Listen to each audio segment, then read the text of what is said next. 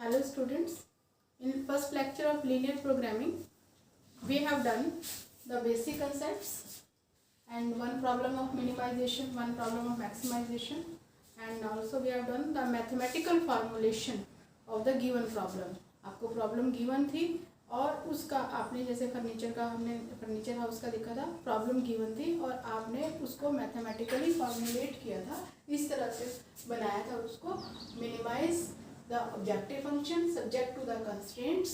तो अब हम इसमें इस लेक्चर में हम क्या करेंगे, वहाँ पे हमने दो क्वेश्चन मैंने आपको करवाया है, दोनों ही क्वेश्चंस में हमने ऑप्टिमल फिजिबल सॉल्यूशन निकाला है। फिजिबल सॉल्यूशंस ये जो पॉइंट्स आते हैं वो फिजिबल सॉल्यूशन होते हैं और उनमें से जो ऑप्टिमल था, मैक्सिमम वैल्यू थी प्रॉफिट के केस में, तो वो क्या है कि ऑप्टिमल फिजिबल सॉल्यूशन, जो कि यूनिक आया था, एक सॉल्यूशन आया था ऑप्टिमल फिजिबल सॉल्यूशन। लेकिन अब हम इस लेक्चर में क्या करेंगे, वहाँ पे मैंने 2 कंस्ट्रेंट्स का क्वेश्चन कराया था, अब हम 3 कंस्ट्रेंट्स का क्वेश्चन ले रहे हैं। Minimize z is equal to 3x plus 9y, this is objective function subject to the constraints 1 2 3, ये लेस देन इक्वल टू का है और एक ग्रेटर देन इक्वल टू है, और third one is x is less than equal to y। अब मैं यहाँ पर 3 कंस्ट्रेंट्स ले रही हूँ with non activity restrictions, x greater than equal to y, x greater than equal to 0 and y greater than equal to 0। Means हमने इसी first quadrant में ही रहना है। तो ये आपका y एक्सिस है, इधर ये x एक्सिस है, राइट। तो हमने क्या करना है, पहले हमने फर्स्ट इनक्वालिटी को इक्वालिटी लिखकर x plus 3y is equal to 60 लिखकर हम x 0 डालते हैं, y की वैल्यू 20 आएगी, x उसके बाद हम y 0 डालेंगे और x की वैल्यू 60 आ जाएगी, और 20 60 पे मैंने ये लाइन ड्रॉ की है, ये लाइन यहाँ पे 20 यहाँ पे 60 लाइन ड्रॉ किया। लाइन के दोनों साइड आपने एरो लगाना होता है, क्योंकि ये लाइन की डेफिनेशन होती है कि it is extended both sides. तो दोनों साइड पे एरो लगाकर और यहाँ पर आपने इस लाइन का नाम लिख देना है, x plus 3y is equal to 60, कि ये वाली लाइन हमने बनाई है। उसके बाद दूसरी line x plus y greater than equal to 10 को x plus y is equal to 10 लेकर ये टेबल बना लेना है, और 10 10 दोनों लेकर देखो ये मैंने ये लाइन ड्रॉ की है, x plus y is equal to 10, ठीक है। इसके बाद third x is less than equal to y, x is equal to y लेकर मैंने ये लाइन ड्रॉ किया। x is equal to y का मतलब क्या है कि 0 0 2 2 5 5, जैसे 5 5 x 5 तो y 5 0 x 0 तो y 0 x 10 तो y 10, ये अपने आप ये वैल्यूज आती है, पासिंग थ्रू दी ओरिजिन होती है, ठीक है। ये लाइन्स हमने ड्रॉ कर ली हैं।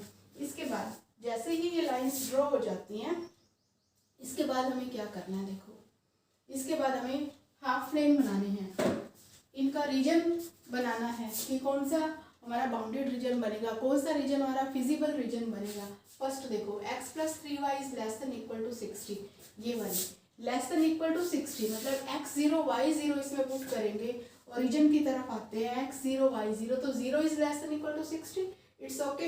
इसका मतलब क्या है कि ये जो है इसका रीजन डाउनवर्ड्स है, ऐसे यहाँ पे 2 एरोज लगा दो तो डाउनवर्ड्स हो गया, मतलब ऐसे है इसका रीजन, इस टाइप से, ठीक है। ये डाउनवर्ड हाफ प्लेन है ये, ठीक है, क्लोज्ड हाफ प्लेन है, लेस देन इक्वल टू है, ये क्लोज्ड हाफ प्लेन है, ठीक है। सारे यहाँ पे क्लोज्ड हाफ प्लेन ही आएंगे आप इसमें क्वेश्चंस में। उसके बाद x plus y is greater than equal to 10, 0 0 वही ले, 0 ग्रेटर देन इक्वल टू 10 नहीं होता, मतलब ओरिजिन की तरफ नहीं आएगा, इसका रीजन जो ओरिजिन की तरफ नहीं आएगा, टुवर्ड्स ओरिजिन नहीं आएगा, अपोजिट टू द ओरिजिन दूसरी साइड आएगा, इधर नहीं तो इधर आता है फिर, तो इसका एरो ऐसे लगा सकते हो आप, शो कर सकते हो, और ये रीजन ये इस टाइप से इधर जाएगा, ठीक है, ये अपवर्ड ऊपर जाएगा। तो मैंने सारा इधर नहीं बनाया है क्योंकि डायग्राम सही करने के लिए सिर्फ मैंने एरो लगा दिया, इसका मतलब ये अपवर्ड्स आ रहा है और उधर वाला क्या है डाउनवर्ड्स आ रहा है। इसके बाद बात आती है x is equal to y, यहाँ पर x is less than equal to y है, देखो अब 0 इधर भी 0 करूँ, इधर भी 0 करूँ, x is less than equal to y, अगर मैं 0 0 करती हूँ तो मैं किसी डिसीजन पर नहीं पहुँच सकती हूँ। तो पिछले लेक्चर में भी मैंने आपको बताया कि हम 0 0 के अलावा कोई और भी पॉइंट ले सकते हैं, ये सिर्फ हम अपने कन्वीनियंस के लिए लेते हैं कि इजी हो जाता है 0 देखना, अदरवाइज आप कोई भी नंबर ले सकते हैं। तो यहाँ पर मैं कोई और नंबर लेती हूँ x, जिसमें x लेस देन y हो, कोई और नंबर ले लेती हूँ x लेस देन y, जैसे यहाँ पर ये 5, ये तो 5 5 है, यहाँ पर क्या है 5 और इधर क्या है 15, ये एक नंबर यहाँ पड़ा है, ये नंबर कोई भी नंबर ले लो आप, x5 y15, x5 y15, x5y15 कहाँ पर है, ये पॉइंट है। तो मतलब ये सेटिस्फाई कर रहा है इसको, इसका मतलब ये क्या है, इसके इस तरफ है। अगर मैं इस तरफ आती हूँ, यहाँ पर x15 है, y5 है, x15 और y5, तो ये ट्रू नहीं है, नॉट सेटिस्फाइड। तो इसका मतलब इस साइड नहीं आएगी, इसका रीजन इस साइड आएगा, क्योंकि 515 जो पॉइंट है वो इधर है, जिसको ये सेटिस्फाई कर रही है ये equation x is less than equal to y, इसलिए ये रीजन अपवर्ड्स आएगा। ठीक है, तो ये रीजन अपवर्ड्स आ गया। और उसके बाद x is less than equal to 0, मतलब हमने इधर नहीं जाना है, सिर्फ राइट में रहना है। y is greater than equal to 0, मतलब हमने सिर्फ ऊपर की तरफ रहना है। तो इसका मतलब ये जो रीजन है, ये जो रीजन बन गया, ये हमारा बाउंडेड रीजन बन गया। ये जो बाउंडेड रीजन बन गया है, this is the feasible region, this is the feasible region. यहाँ पे एरो लगाकर आपने लिख देना है this is feasible region, feasible region. और बाउंड्री पॉइंट्स जो हैं A B C D, ये आपके बाउंड्री पॉइंट्स आ गए हैं। A B C, A 0 10, B 5 5 कैसे आया, देखो यहाँ से ग्राफ में भी इजीली दिख रहा है 5 5। नहीं तो मैंने आपको पहले भी बताया कि जिन दो लाइंस का इंटरसेक्शन हो, उन दो लाइंस का पॉइंट ऑफ इंटरसेक्शन निकाल लें, तो वो पॉइंट आपके पास एग्जैक्ट आ जाता है, तो उसमें मिस्टेक नहीं होती है। फिर ये वाला पॉइंट देखो C, ये कितना है 15 15, C 15 15 ले लिया मैंने। फिर D, ये D पॉइंट है, तो D 0 20 है। तो A B C D is the bounded reason, is the bounded feasible region, this is the bounded feasible region. और A B C D ये क्या है, ये सारे फिजिबल सॉल्यूशन है। मीन्स अगर ये वैल्यूज हम यहाँ पर डालते हैं ऑब्जेक्टिव फंक्शन में, तो हमारे पास वैल्यूज आ जाएंगे। ऑब्जेक्टिव फंक्शन आएगा तो पोस्ट आ जाएगी, और ये जो वैल्यूज हैं, ये वाली वैल्यूज हैं, ये सब इन तीनों कंस्ट्रेंट्स को सेटिस्फाई करेंगे। इसलिए हम इसको फिजिबल सॉल्यूशन वही होता है जब इन तीनों कंस्ट्रेंट्स को भी सेटिस्फाई करें। तो ये फिजिबल सॉल्यूशन है 0 10 5 5 15 15 0 20। और इस मेथड को पहले भी मैंने बताया था, ग्राफिकल मेथड बोल रहे हैं, ग्राफ्स बना रहे हैं, और कॉर्नर पॉइंट मेथड बोलते हैं इसको, कॉर्नर पॉइंट मेथड। अब बात है हमारा जो मेन टारगेट है, हमने क्या करना है, हमने ऑप्टिमाइज करना है प्रॉब्लम को, मीन सॉल्यूशन ऑप्टिमाइज करना है। तो इनमें से ये जो फिजिबल सॉल्यूशन है, इनमें से हमने ऑप्टिमल फिजिबल सॉल्यूशन निकालना है। क्वेश्चन क्या है, ऑप्टिमल फिजिबल सॉल्यूशन निकालना है इसमें। तो इस क्वेश्चन में हम मैं एक बार क्वेश्चन देख रही हूँ, क्वेश्चन क्या है फिर से।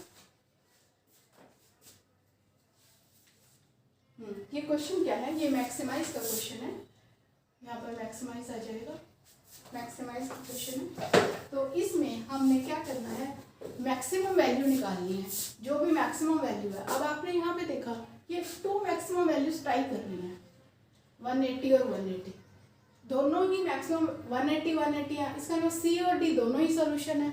अभी यही बात मैं कर रही थी आपके साथ कि जो फर्स्ट लेक्चर में हमने किया, यहाँ हमारा एक सोल्यूशन आया था, मैक्सिमम वैल्यू एक आई थी, ऐसे मिनिमम वैल्यू भी एक आई थी। यहाँ पर C और D 2 सॉल्यूशंस आ गए, ये C और ये D 2 सॉल्यूशंस आ गए आपके। मतलब 0 20 डालेंगे तब भी 180 वैल्यू आएगी, और 15 15 इसमें ऑब्जेक्टिव फंक्शन में डालेंगे तब भी 180 आएगी। ये वैल्यू समझो ऑब्जेक्टिव फंक्शन में डालिए 0 10 5 5, तब हमारे पास ये नंबर्स आए हैं, राइट। तो दोनों ही केसेस में ये 180 आता है। इसका मतलब ये C और D दोनों ही ऑप्टिमल सॉल्यूशन हुए। x = 15, y = 15, x = 0, y = 20, दोनों ही ऑप्टिमल सॉल्यूशन है। इसका मतलब हमारे पास मल्टीपल ऑप्टिमल सॉल्यूशन आ गए। तो बात अब ये है, क्वेश्चन ये है कि क्या ओनली 2 ही मल्टीपल सॉल्यूशन है इसके? No, there are infinitely many multiple solutions. कैसे? C और D, इस लाइन को, इसको C और D को ज्वाइन करने वाली जो लाइन है, इसके ऊपर जितने भी पॉइंट्स हैं, सपोज मैं इन दोनों का मिड पॉइंट ले लूँ, इसका मिड पॉइंट ले लिया 7.5, इसका आ गया 17.5, तो ये भी इसका सॉल्यूशन होगा। इस पर भी वैल्यू 180 आएगी, आप कैलकुलेट करके देख लेना। तो जो भी इसके ऊपर जितने भी पॉइंट्स हैं वो सारे ही ऑप्टिमल सॉल्यूशन हैं। इसके ऊपर कितने पॉइंट्स हैं, एक लाइन के ऊपर कितने पॉइंट्स होते हैं? There are infinitely many points on the line. तो इस लाइन के ऊपर इनफाइनाइटली मैनी पॉइंट्स है, इसका मतलब there are infinitely many solutions, optimal solutions. तो यहाँ पर इस केस में मल्टीपल ऑप्टिमल सॉल्यूशंस हैं। और यहाँ इस क्वेश्चन में आप आंसर ये देंगे, x = C और D आप आंसर देंगे, x = 15, y = 15, और x = 0, y = 20, दोनों में से कोई भी आप ले सकते हैं कि दोनों ही सोल्यूशन है। और जो z है, z की वैल्यू 180 है। रुपीज़ है तो रुपीज़, जो भी आपको यूनिट दिया हुआ है वो है। तो इस तरह से हम क्वेश्चंस करते हैं जब मोर देन 3 कंस्ट्रेंट्स हो। यहाँ पे 3 कंस्ट्रेंट्स है, 3 लाइन्स ड्रॉ हुई है, देखो 1 2 3, और कितने भी लाइन्स हो सकते हैं, 3 4 5 जितनी भी हो आप उतनी ही लाइन्स ड्रॉ कर लेंगे। और उसके बाद देखेंगे कि उनके ये रीजन बनाएंगे और फिर देखेंगे कि बाउंडेड रीजन क्या आता है। तो ये हम कर रहे हैं बाउंडेड प्रॉब्लम्स। लीनियर प्रोग्रामिंग में बाउंडेड और अनबाउंडेड 2 टाइप्स की प्रॉब्लम्स होती हैं। अभी हम बाउंडेड कर रहे हैं। इसके बाद मैं आपको एक और इम्पोर्टेंट क्वेश्चन करवा रही हूँ, इसका डाइट प्रॉब्लम। तो अभी हमने मैन्युफैक्चरिंग प्रॉब्लम कर लिया था, अब डाइट प्रॉब्लम मैं आपको करवा रही हूँ। ये डाइट प्रॉब्लम आपके सामने लिखी है, देखो इसमें क्या है, रिसोर्सेज है, फूड है, रिक्वायरमेंट है, फूड की रिक्वायरमेंट है। क्वेश्चन देखो आप डाइट प्रॉब्लम का, ये आपको क्वेश्चन दिया होगा, स्टेटमेंट दी हुई थी, उसको मैंने फॉर्मुलेट किया है स्टेटमेंट को कि ये 2 फूड पैकेट्स हैं पी और क्यू। 2 फूड पैकेट्स हैं, पी पैकेट में कैल्शियम 12 यूनिट्स मिल रहा है और पी पैकेट जो है, पी फूड का जो पैकेट है उसमें कैल्शियम 12 यूनिट्स मिल रहा है, आयरन 4 यूनिट्स मिल रहा है, कोलेस्ट्रॉल 6 यूनिट्स मिल रहा है और इस पैकेट से विटामिन ए 6 मिलता है, 6 यूनिट्स। और ऐसे दूसरा पैकेट है जिसको हम फूड को क्यू पैकेट मान रहे हैं और उसमें कैल्शियम 3 यूनिट्स है, आयरन 20 यूनिट्स है, कोलेस्ट्रॉल 4 यूनिट्स है और विटामिन ए 3 यूनिट्स है। अब ये तो है रिसोर्सेज। इसके बाद उसमें उसने कहा है कि रिक्वायरमेंट क्या है, कैल्शियम की एटलीस्ट मिनिमम रिक्वायरमेंट 240 है कैल्शियम की। तो इसलिए हम क्या करेंगे, पहले तो ये सपोज कर लेंगे कि कितने फूड पैकेट्स, क्वेश्चन ये है कि कितने फूड पैकेट्स एक्स, कितने फूड पैकेट्स पी के और कितने फूड पैकेट्स क्यू के, हम डिफरेंट फूड पैकेट्स पी और क्यू कितने कंज्यूम करें, कितने एक पर्सन के लिए ज़रूरत है कि ये रिक्वायरमेंट सेटिस्फाई हो जाए। तो let the number of food packets of P x and number of food packets of Q y. तो यहाँ पर क्या हो जाएगा, ये अब हम कंस्ट्रेंट्स बनाएंगे। तो कंस्ट्रेंट्स के लिए क्या होगा, ये 12x + 3y एटलीस्ट, ये मिनिमम रिक्वायरमेंट है तो इसलिए हम 12x + 3y is greater than equal to 240 करेंगे।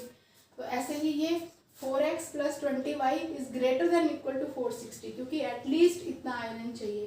फिर कोलेस्ट्रॉल ये एट द मोस्ट है, एट मोस्ट ये ज़्यादा से ज़्यादा इतना चाहिए, इससे ज़्यादा नहीं चाहिए, इसलिए यहाँ पे 6x + 4y इज क्या आएगा, यहाँ पर is less than equal to 300 आएगा क्योंकि हमें इससे ज़्यादा नहीं चाहिए। और ऑब्जेक्टिव फंक्शन कैसे बनाएंगे, ये जो 6 है, ये 6 और 3 ये कोस्ट भी हो सकती है और यहाँ पर विटामिन ए दिया हुआ है कि विटामिन ए को मिनिमाइज़ करना है, विटामिन ए को मिनिमाइज़ करना है। या अगर क्वेश्चंस में ज़्यादातर कोस्ट दी होती है कि एक फूड पैकेट जिसमें इतना कैल्शियम, इतना आयरन, इतना कोलेस्ट्रॉल है तो उस फूड पैकेट की कॉस्ट 6 रुपीज़ है और ऐसे ही इस पैकेट की कॉस्ट 3 रुपीज़ है। तो आपको कॉस्ट मिनिमाइज करने हैं, कितने पैकेट पी और कितने पैकेट क्यू यूज़ किए जाए जिससे ये रिक्वायरमेंट भी सेटिस्फाई हो जाए और कॉस्ट भी मिनिमाइज हो जाए। तो मिनिमाइज आ जाएगा ऑब्जेक्टिव फंक्शन, मिनिमाइज 6 के साथ x मल्टीप्लाई करेंगे, 3 के साथ y, minimise 6x + 3y, 6x + 3y ये आपका ऑब्जेक्टिव फंक्शन हो गया। This is the objective function, minimise 6x + 3y subject to the constraints. यहाँ से हम कंस्ट्रेंट्स बनाएंगे subject to the constraints. Mathematical formulation कर रही हूँ। अगर आपको टेबल ऐसे दी हुई हो, कई बार क्वेश्चन दिया होता है पहले उसे टेबल बनाते हैं फिर फॉर्मुलेशन करते हैं या डायरेक्ट भी कर सकते हैं फॉर्मुलेशन। तो सब्जेक्ट टू द कंस्ट्रेंट्स क्या हुआ, 12x + 3y इज एटलीस्ट, कम से कम 240 चाहिए, एटलीस्ट में आप ग्रेटर देन इक्वल टू 0 लगाते हैं, ग्रेटर देन इक्वल टू यहाँ पे 240 जो भी नंबर है। और इसके बाद नीचे आ जाएगा 4x + 20y is greater than equal to 460 और फिर नीचे आ जाएगा 6x + 4y is less than equal to 300 क्योंकि यहाँ पे एट मोस्ट लिखा है, विद नो नेगेटिविटी रिस्ट्रिक्शंस भी आ जाएगा। विद नो नेगेटिविटी रिस्ट्रिक्शंस कि एक्स और वाई जो हैं वो नेगेटिव नहीं हो सकते, जो फूड पैकेट्स हैं वो नेगेटिव नहीं हो सकते, no negativity restrictions, x greater than equal to 0, y greater than equal to 0, ये आ जाएगा। अब ये जो कंस्ट्रेंट्स हैं इनको हम थोड़ा और सिंप्लीफाई कर लेते हैं ताकि हमें कैलकुलेशन में इजी हो, जब हम लाइंस बनाते हैं ड्रॉ करते हैं तो इजी हो जाए। देखो इसमें कॉमन 3 आ रहा है तो 3 से हम डिवाइड कर देंगे, 4x plus y is greater than equal to 80 आ जाएगा, 8 3 = 24, 80, इसको नंबर 1 ले लेंगे। ऐसे ही इसमें 4 कॉमन आ रहा है तो x plus 5y is greater than equal to 115, number 2। और ऐसे ही इसमें कितना कॉमन आ रहा है, इसमें 2 कॉमन आ रहा है, 2 कॉमन आ रहा है इसमें, तो ये हो जाएगा 3x plus 2y is less than equal to 150, ये नंबर 3 हो गया, राइट। अब ये 3 कंस्ट्रेंट्स हैं, हमने 3 लाइंस बनानी है। तो अब तक मैंने 3 क्वेश्चंस में आपको लाइंस ड्रॉ करनी सिखाई है हर बार। तो अब मैं यहाँ पे डायरेक्ट ये लाइंस ड्रॉ कर रही हूँ। फर्स्ट लाइन मैंने ड्रॉ किया है, ये देखो, ये फर्स्ट लाइन में वैसे यहाँ से डायरेक्ट पे दिख रहा है, y 0 करेंगे तो x 20 आएगा, x 0 करेंगे तो y 80 आएगा। ये 80-20 की मैंने लाइन लगाई है, ये 80 है, ये पॉइंट देखो, ये पॉइंट 80 है और ये 20 है, 80-20 ये लाइन मैंने ड्रॉ की है और नीचे लिख दिया 4x plus y is equal to 80। ऐसे ही x plus 5y is equal to 115, ये वाली लाइन ड्रॉ की है। और फिर थर्ड लाइन ये ड्रॉ की है, 3x plus 2y is equal to 50। जब हम x 0 पुट करेंगे तो y 75 आएगा, यहाँ पे 80 है तो यहाँ पे ये 75 है, इस तरह से। तो और अगर हम y 0 पुट करेंगे तो x 50 आएगा, देखो ये 75 और 50 को मैंने ज्वाइन किया है। तो इस तरह से अब ये लाइंस मैंने ड्रॉ कर लिया है। इसके बाद मैं हाफ प्लेन्स बनाती हूँ। देखो 4x plus y is greater than equal to 0, वही सबसे पहले आपने 0 0 ही ट्राई करना है। अगर वो फेल हो जाए मेथड तो फिर आपने कुछ और देखना है। तो 0 0 बिल्कुल ईजी होता है, ना तो यहाँ से पॉइंट ढूंढने की ज़रूरत पड़ती है, ना यहाँ कैलकुलेशन में दिक्कत आती है। 0 0 0 ग्रेटर देन इक्वल टू 80 नहीं होता ना, 0 ग्रेटर देन इक्वल टू 80। इसका मतलब क्या है, ये कौन सी लाइन ले रही हूँ मैं, ये फर्स्ट लाइन ले रही हूँ। इसका मतलब इसका रीजन कहाँ जाएगा, this side, away from the origin. इस साइड नहीं आएगा, ये इस साइड आएगा, अवे फ्रॉम द ओरिजिन, इधर जाएगा इसका रीजन, ठीक है। फिर दूसरा क्या है, x plus 5y is greater than equal to 115। ये 115 वाली लाइन कौन सी है, x प्लस 5y, देखो ये x plus 5y is equal to 115, इसका अपवर्ड आएगा ऐसे। इसका यहाँ पे एरो बना दो दोनों साइड पे ताकि दिख जाए कि ये अपवर्ड आ रहा है। तो इस तरह से यहाँ पे इस तरह से ये अपवर्ड आ जाएगा। और फिर ये जो है ये लेस देन इक्वल टू 0, ये टुवार्ड्स ओरिजिन आ जाएगा, इस लाइन का, थर्ड लाइन का टुवार्ड्स ओरिजिन। तो आपने देखा ये बाउंडेड रीजन बन गया। देखो M-N कुछ भी ले लो M-N L-M-N, यहाँ पे L ले लेते हैं, इसको L ले लेते हैं, L-M-N। तो L-M-N ये जो है बाउंडेड रीजन बन गया है। ये दोनों कहाँ पे, इन दोनों का पॉइंट ऑफ इंटरसेक्शन निकाल सकते हैं, इस और इस लाइन का। और वैसे यहाँ से भी दिख रहा है ये 2 और 72 पे है। तो देखो कितना कैसा नंबर है, इसलिए इसको आप पॉइंट ऑफ इंटरसेक्शन निकाल लेंगे ताकि मिस्टेक ना हो जाए। तो यहाँ पे 272 ये L हो गया, और M जो दूसरा है L हो गया 272, और M हो गया यहाँ पर 15-20, और N हो गया यहाँ पे 40-15। ये 40-15 ये क्या है, ये कॉर्नर पॉइंट्स हैं, ये तीनों कॉर्नर पॉइंट्स हैं। और ये रीजन क्या है, बाउंडेड रीजन है। This region is called feasible region, this region is called feasible region. और ये क्या है, ये फिजिबल सॉल्यूशन है LMN। हमने ऑप्टिमल फिजिबल सॉल्यूशन निकालना है। अब LMN पे LMN 272 इसमें डालो और आप यहाँ पे ऑब्जेक्टिव फंक्शन की वैल्यू निकालो। मिनिमाइज Z ले लो, मैंने Z ले लिया, Z ले लो। P तो प्रॉफिट होता है, यहाँ पे मिनिमाइज करना है, C ले सकते हैं कॉस्ट के लिए, Z जनरल कॉमन दोनों के लिए आ जाता है। तो हम 2 और 72 पुट करेंगे और हमारे पास C वैल्यू आ जाएगी 228। और फिर ऐसे ही 15 और 20 पुट करेंगे और हमारे पास वैल्यू आ जाएगी 150।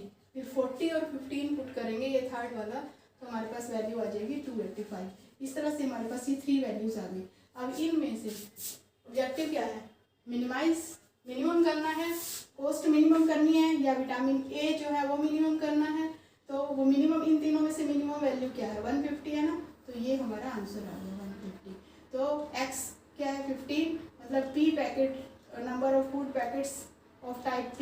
तो हमारे पास क्या आ जाएंगे, x कितना आ जाएगा हो जाएगा 15 और वाई कितना आ गया 20 और विटामिन ए कितने आ गए 150 यूनिट्स, या अगर कॉस्ट है तो रुपीज़ आ गए 150। तो इस तरह से हम ये सोल्यूशन करते हैं राइट प्रॉब्लम। यहाँ पे अपने इसमें सिर्फ मेन यही बात ध्यान रखनी है कि एटलीस्ट या एटमोस्ट क्या लिखा हुआ है, किसको कौन सी रिक्वायरमेंट मिनिमम है और कौन सी मैक्सिमम है, तो उसके अकॉर्डिंग आप कंस्ट्रेंट्स बनाएंगे और इस तरह से इसको सॉल्व करेंगे।